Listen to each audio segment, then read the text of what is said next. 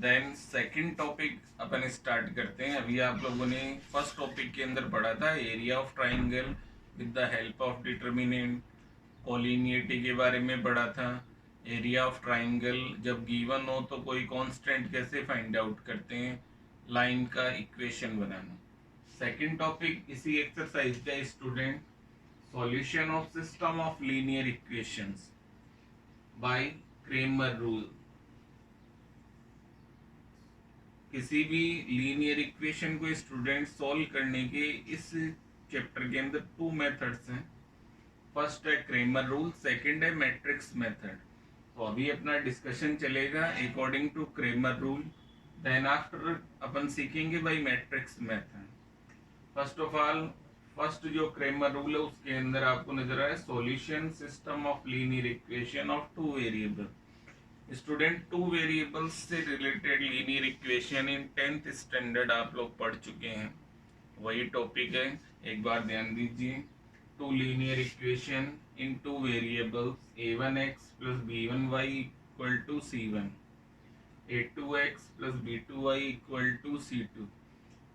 इन दोनों इक्वेशन की student three condition होती है सॉल्व करने की। First, if a1 upon a2 is not equal to b1 upon b2, तो इस इक्वेशंस के यूनिक सॉल्यूशन होते हैं। a1 upon a2 equal to b1 upon b2 equal to c1 upon c2, it is infinite solution को represent करेगा। और जहाँ solution हो रहा है स्टूडेंट उसे अपन कंसिस्टेंट सिस्टम बोलते हैं। और थर्ड कंडीशन आपको नजर आ रही है, a1 upon a2 equal to b1 upon b2 not equal to c1 upon c2। इस टाइप की कंडीशन में इक्वेशन का कोई भी सॉल्यूशन नहीं होगा, ये इनकंसिस्टेंट सिस्टम। क्रेमर रूल से with the help of determinant इस इक्वेशन में जो टू वेरिएबल्स है x एंड y, उनकी वैल्यू अपन लोग फाइंड आउट करेंगे। तो एक बार आप लोग इसका क्या प्रोसेस रहेगा उस पर ध्यान दीजिए student. First a1x equal to c1, ये दो linear equation in two variables आपको नजर आ रहे होंगे। फर्स्ट ऑफ ऑल इनसे अपन डेल की value in the determinant form में अपन लिखेंगे। थोड़ा ध्यान देंगे आप, डेल का मतलब कांस्टेंट जो है c1 c2 वो कंसिडर नहीं करना, x और y के जो कोफिशिएंट है वो लिखे जाएंगे, a1 a2 b1 b2 with sign. अगर b1 या a1 नेगेटिव है तो negative sign. Then after del one student एक तरह से x की वैल्यू के लिए फाइंड आउट किया जाता है। डेल वन जब भी अपन फाइंड आउट करेंगे तो x के जो कोफिशिएंट है a1 a2 ये यहाँ से हट जाएंगे और इनकी जगह कांस्टेंट आ जाएगा c1 c2 b1 b2। और डेल टू जब अपन फाइंड आउट करेंगे, del two is represent y, तो b1 b2 हट जाएंगे और उनकी जगह कांस्टेंट आ जाएगा। तो डेल वन और डेल टू दोनों पर एक बार आप ध्यान दीजिए, जब डेल वन लिखा जाता है इन डिटर्मिनेंट फॉर्म तो जो x के कोफिशिएंट होते हैं a1 a2 वो हट जाएंगे, उनकी जगह कांस्टेंट आ जाएंगे और b1 b2 as it is रहेंगे। डेल टू के अंदर y की जब वैल्यू के लिए डेल टू फाइंड करेंगे तो b1 b2 जो y के कोफिशिएंट है उनकी जगह कांस्टेंट लिखा जाएगा, a1 a2 जो x के कोफिशिएंट है वो एज इट इज रहेंगे। और x फाइंड आउट करने का फॉर्मूला रहेगा del one upon del and del two upon del. दोनों ही कंडीशन में स्टूडेंट ये कंपल्सरी है कि del is not equal to zero. Del की वैल्यू अगर जीरो हो जाएगी तो ना तो x डिफाइंड होगा ना y डिफाइंड होगा, तो del is not equal to zero. ये कंडीशन आप लोग स्टार्टिंग में जो थ्री कंडीशन है वहां भी आप लोग देख सकते हैं। तो क्रेमर रूल से एक तो हो गया टू वेरिएबल्स की इक्वेशन का सॉल्यूशन, और अगर सॉल्यूशन थ्री वेरिएबल्स का आ जाए तो उसके अंदर क्या प्रोसेस रहेगा उसको ध्यान से समझिए आप।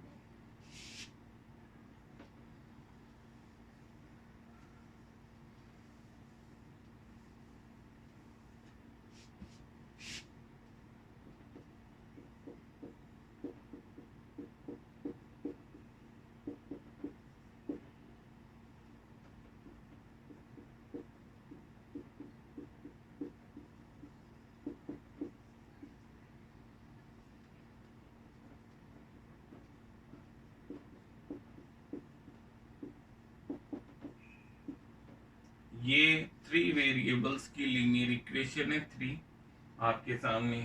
तो इनके अंदर क्रेमर रूल से जब अपन फाइंड आउट करेंगे तो first of all upon find करेंगे डेल।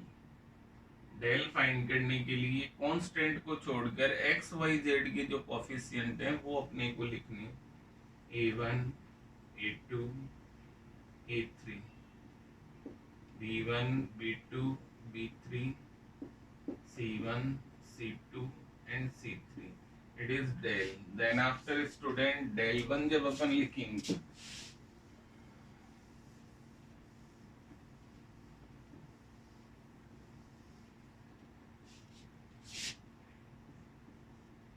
और ये आपको बताया था डेल 1 x की वैल्यू को रिप्रेजेंट करता है, जो x के कोफिशिएंट है वहां कांस्टेंट आ जाते हैं, d1 d2 d3 b1 b2 b3 c1 c2 c3, ये एज इट इज रहेंगे। जब डेल 2 अपन फाइंड आउट करेंगे स्टूडेंट तो y के जो कोफिशिएंट है उनकी जगह कांस्टेंट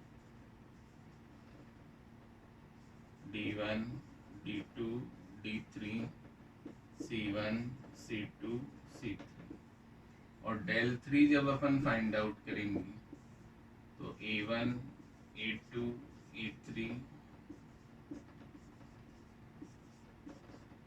और जो z के कोफिशिएंट हैं उनकी जगह कांस्टेंट है।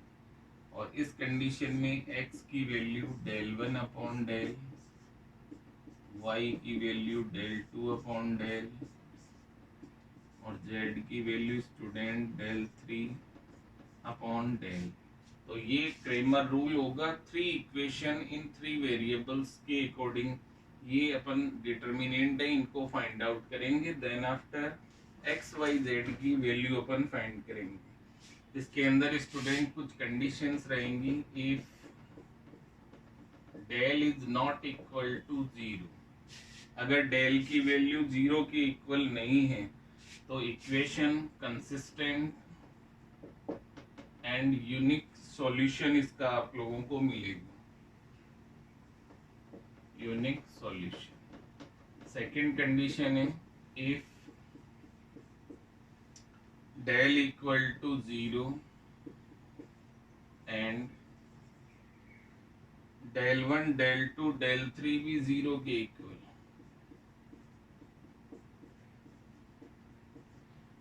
इस कंडीशन के अंदर ये कंसिस्टेंट भी हो सकता है और इनकंसिस्टेंट भी हो सकता है। अगर ये कंसिस्टेंट होगा तो इसके इनफाइनाइट सॉल्यूशन होंगे। और थर्ड कंडीशन आपको ध्यान में रखनी है, इफ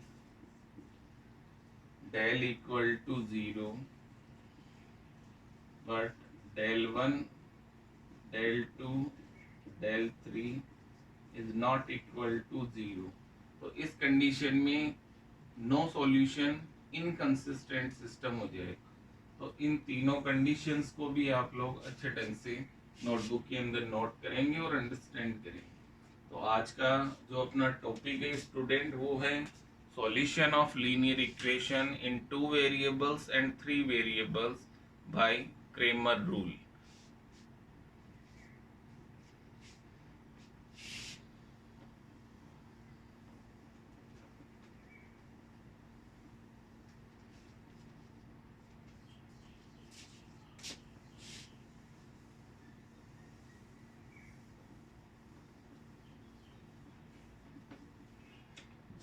इसके अकॉर्डिंग स्टूडेंट 7th नंबर जो आपका क्वेश्चन है एक्सरसाइज 5.2 का, उसके ऊपर आप लोग ध्यान दीजिए एक बार। 7th नंबर जो क्वेश्चन है उसका फर्स्ट पार्ट अपन कर रहे हैं बाय क्रेमर रूल।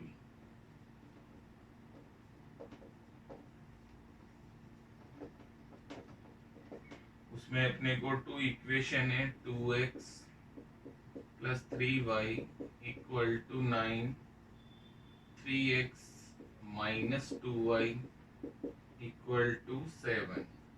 तो फर्स्ट ऑफ ऑल स्टूडेंट अगर इनका अपन कंपैरिजन करें, 2 ही वेरिएबल्स हैं, a1 upon a2 is 2 upon 3, b1 upon b2 is 3 upon minus 2, then a1 upon a2 is not equal to b1 upon b2, it is unique solution होगा student, consistent system होगा।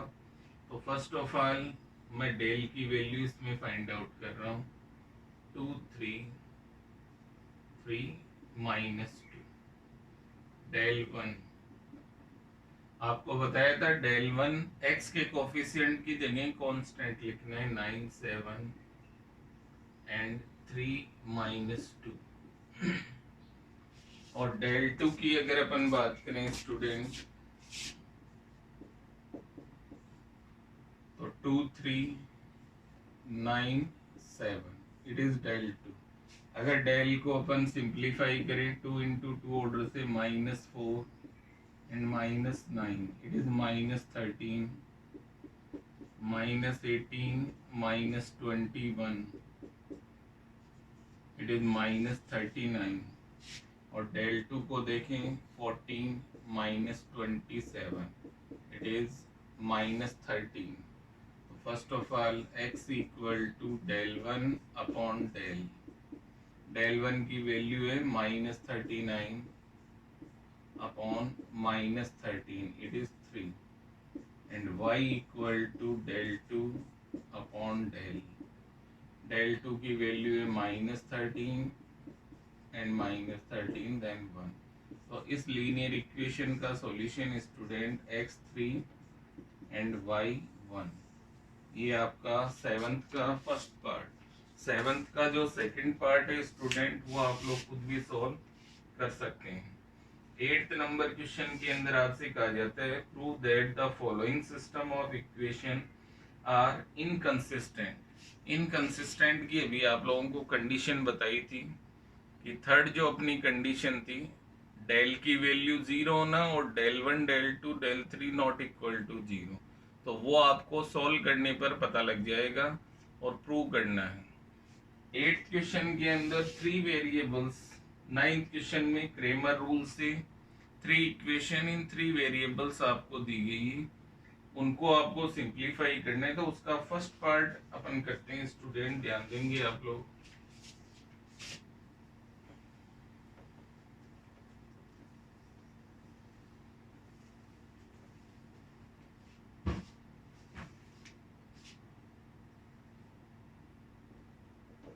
Three equations आपके सामने, x plus 2y plus 4z equal to 16।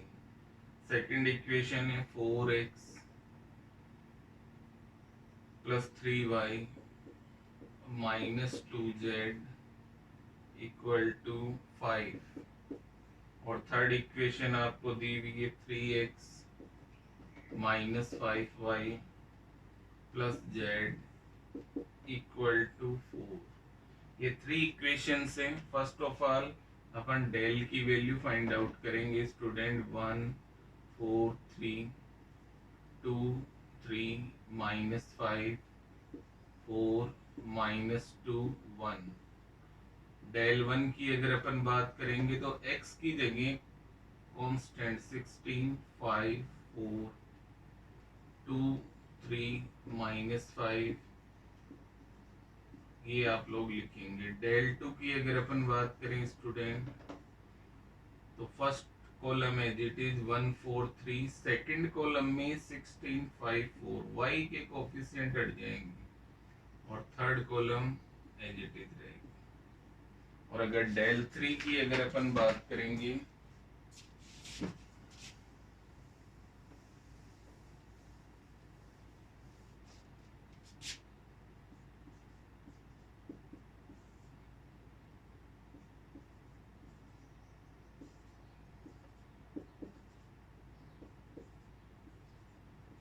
It is del 3। अब इन determinants को अलग अलग separately अपने को एक्सपेंड करके सॉल्व करना है। First of all first del को आप लोग सॉल्व करेंगे, फिर डेल 1 की वैल्यू, फिर डेल 2 एंड फिर डेल 3।